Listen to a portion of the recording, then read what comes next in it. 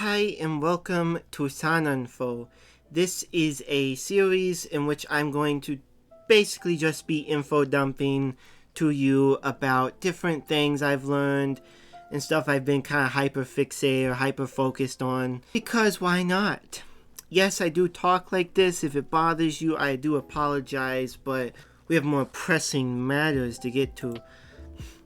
Today we're going to be talking about archiving. And archiving, as you can see, is preserving historical records or materials. And basically, archiving is really important for many different reasons, but the main reason is just to have a preservation of knowledge throughout time. As you can see when we get down to history, archiving has been done for so very long, and if we didn't have any archives, we wouldn't have all the information about the past that we do. And so it's really important that we keep archives for educational purposes and learning, but, historical reasons to kind of understand where we are because of how. Anyways, there's also different types of archiving. There's academic, which preserves, school records and all that stuff, kind of educational too.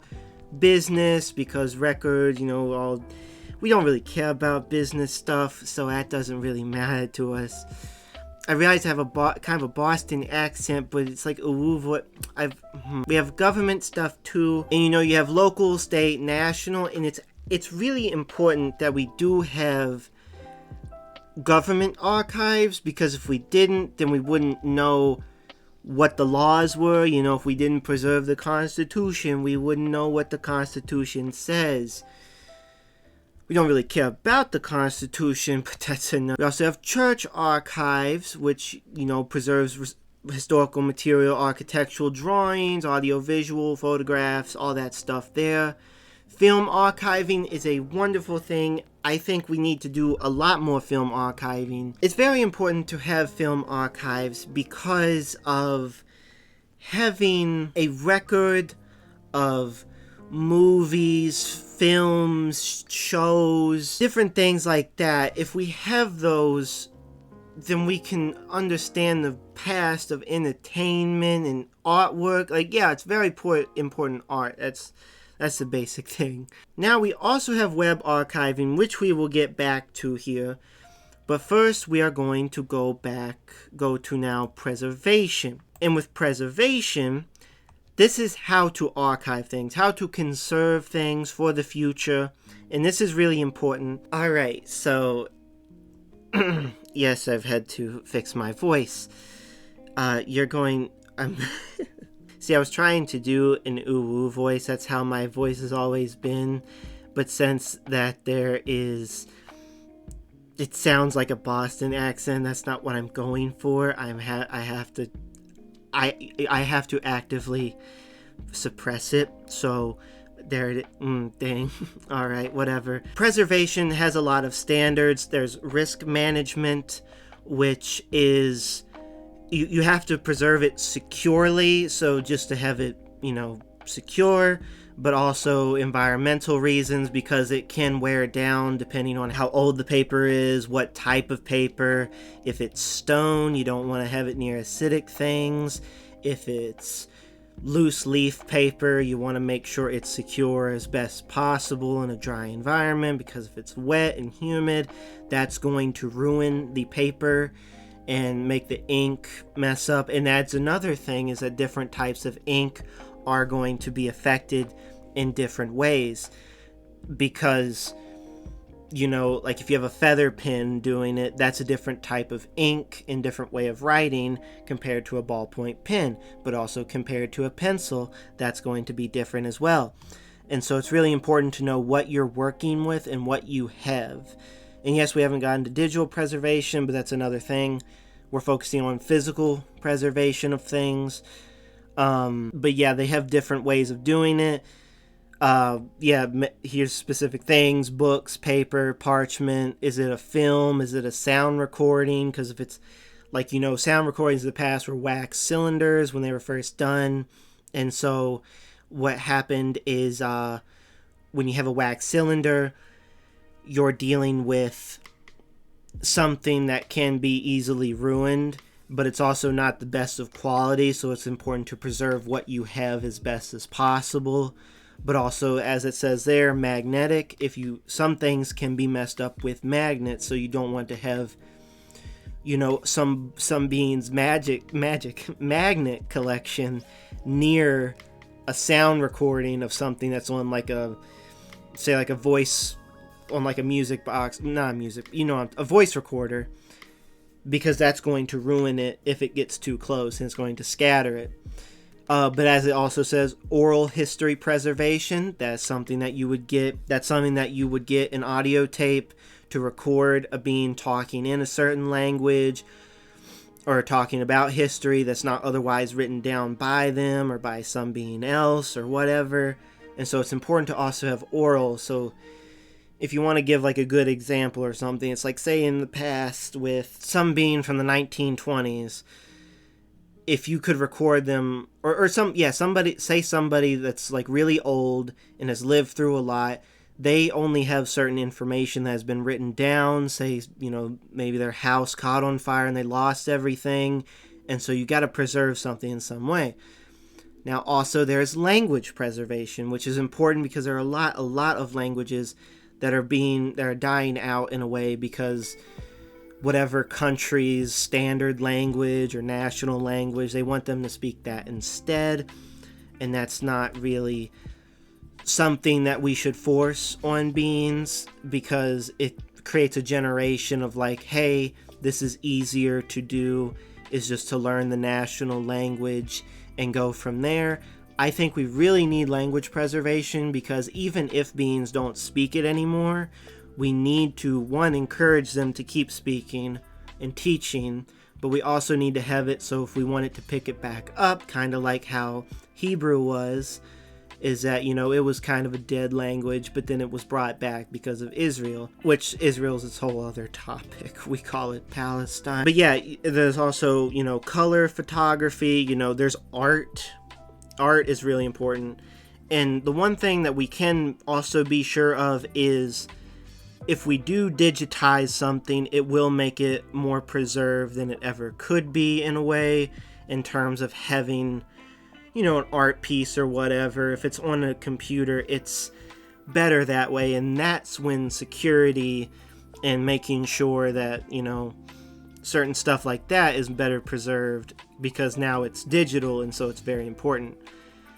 And as it says there, the storage environment of the record, the criteria, the preservation, and the practices, the research and testing of vendor services, all that kind of stuff. And there's a whole lot more to it. I mean, I'll just slowly scroll through to make it easier.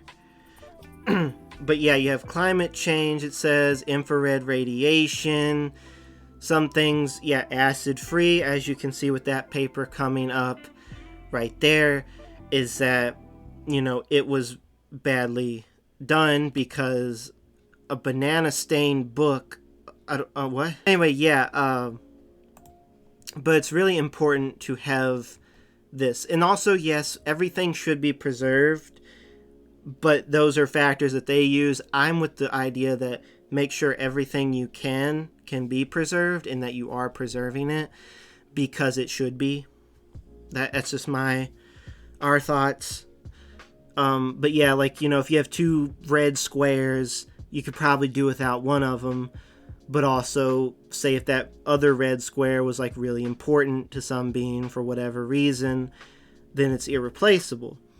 And then there's impact, influence, representation, yada yada. And yeah, and there are many areas where there's non-academic preservation, such as libraries, there's repositories and museums, of course, statues and all that. Now, going on into the modern age, you could say, digital preservation. Now, with digital preservation, as it says, it's a formal endeavor to ensure that digital information of continuing value remains accessible and usable. Digital preservation is really important because that's how most of life is now. In the way that it's saying here, the need for it mainly because of relatively short lifespan.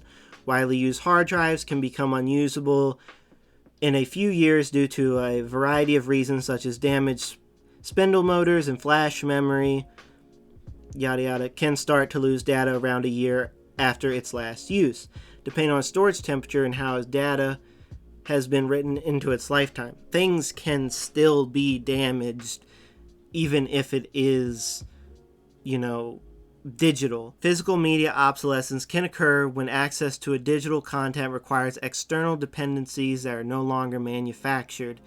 That happens a lot, like one thing, like Laserdisc, if you remember that and know of it.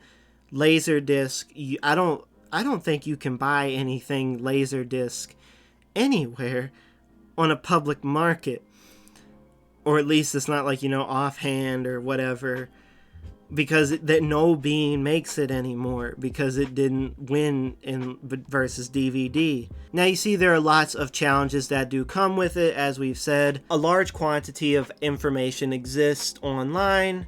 It is easier, but at the same time, many challenges are still present. As it says there, is that if it's digital, it needs some kind of software to allow it to be there. In physical storage, media, data formats, hardware, all become obsolete over time, posing threats to that survival. And so, it depending on how old something is, you might need to get an older computer in order to run it. But even then, if it's not supported, that could create security risks and stuff. And so there's a whole lot more to that. But it's also dynamic and complex. Like trying to preserve a game is really hard if you don't have something to run it. If something gets scratched, that could ruin the whole thing. If you download the game, it's kind of hard to get it back if something messes up. And one thing that's really important to me and important to us is really this here. As you can, the various levels of security may represent 3 layers: hot, warm, have weaknesses, but could be wiped out if a Carrington event happens.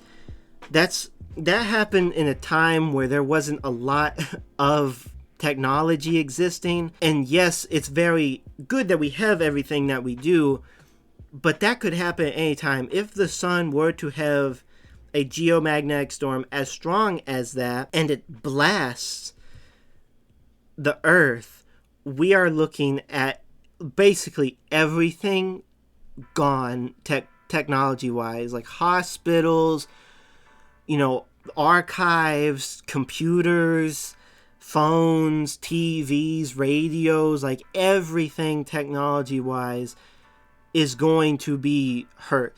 And that's a thing here. It says here that with the Arctic World Archive has a thing to store stuff. But we'll get back to that. But there's a thing here with strategies. You assess the risk of loss for the content used by file formats in the software. You do conversion, and you provide access to it to others. Emulation is also important because, in replication, because that means that things get to keep going. And with piracy, I'm not with piracy. With how things are going in the world, it kind of will happen nonetheless, because with things getting lost, like, Netflix, Hulu, HBO, and all that, getting rid of movies, it's important. Piracy is important to do. I'm not encouraging it, but I'm saying, anyway, we should be preserving things as much as we can digitally. If you can digitally preserve something, do that, and then convert it to some kind of USB or floppy disk or whatever you have. And one thing I read somewhere, this is important for me to say, if a Carrington event were to happen, like it says up here, what you need to do that I read is wrap something technology-wise in aluminum foil and then put it in a cardboard box and seal it, or seal that cardboard box with aluminum foil. That way, if it happens, it has to go through a thicker material and a electronically reflective material. I'm not sure what that would be.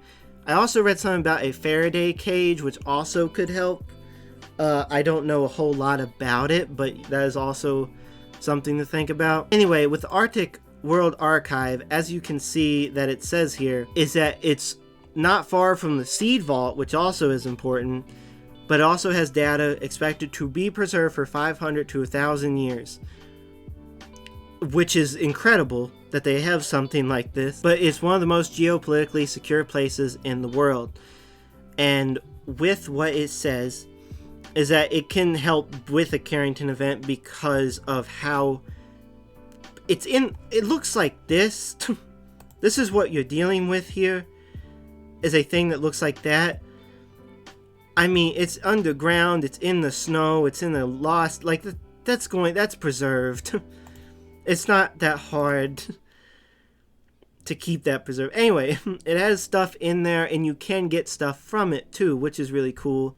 I think we need more stuff like this to exist, because just having one spot is not enough. This also gives us to personal archiving, and this is what you can do. Choose an online or offline repository to store memories, experiences, and living history where it will be secured. Gather existing materials that you have, photographs, documents, yada yada, and decide what you think is worth preserving and naming. Choose a categorization or organization method for it. Use preservation safe measures to secure your material. Invite other family members or friends or whoever to help out with this stuff so that you can keep it, and begin capturing ongoing material, writing your memories, events, and experiences. We have a lot of diaries at the moment, and we keep going. And another thing that we do, that I do, is language stuff. And with doing that, this is a language that we have that is unique to us, that no other being knows online. It is not preserved in any way. If these books were to burn, you wouldn't have it anymore. Now, also our memories would be gone, but also the language would be gone too, except for just me. Us. So anyway, the conclusion, apologies if this is a little all over the place. I apologize. Anyway, I just think it's really important to preserve as much as you can, because it should be. And another thing, this is another key thing. You see this being here, that's me. I am a part of a plural system, right? I used to go by a different name, but now I'm Sana. This is what I look like. I don't have any other way of showing how I look like without copying what this being looks like. And this was another being who had an ASMR VTubing YouTube channel. Well, they did other stuff other than ASMR, but they're gone. All their content is gone. We preserve their content, their ASMR, onto a USB so that we could have it for future use. We're not going to sell it. We're not going to give it to any other being. We just have it because that is a piece of history that could be forever lost. And I don't want that to be lost forever, because that is some of the best ASMR that we have ever listened to. The whole system. And she's great. She's funny. Like, just, this captures her. Yes, she has another YouTube channel, but these experiences of this YouTube channel, this ASMR, is forever lost unless that USB or other beings preserve this info. And it makes me really sad that it is gone because of capitalist purposes, because their entertainment business was like, well, because you're quitting the company, that means all your stuff's gone. And we hate that. So this is the only way that we can show what I look like without trying to draw, which would be bad because I can't draw. But anyway, that's what I'm saying is really important, because I cared about this before my identity kind of changed into what she is, but this is a very good capture of what I mean, because this is one image from her. This is what I look like. If I didn't have those videos, I couldn't show you what I look like. And yeah, I could show you the body or whatever, but this is what I look like in the head space, in the mind. And I can't show you any other way unless I have this. But this is the only way I can show you how I look. And I want to make that really clear. This is why preservation is really important and archiving is really important, because this is sometimes all the stuff that we have.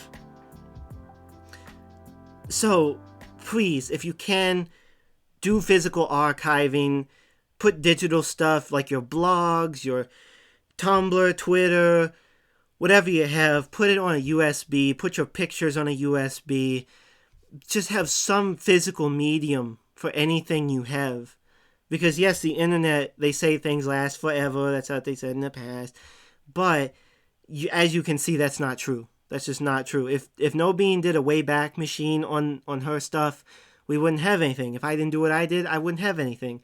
We wouldn't have anything on her and what I look like. Yes, she's very important too, but she's still, yeah. Anyway, thank you so much for watching. This has been really interesting. I really love talking.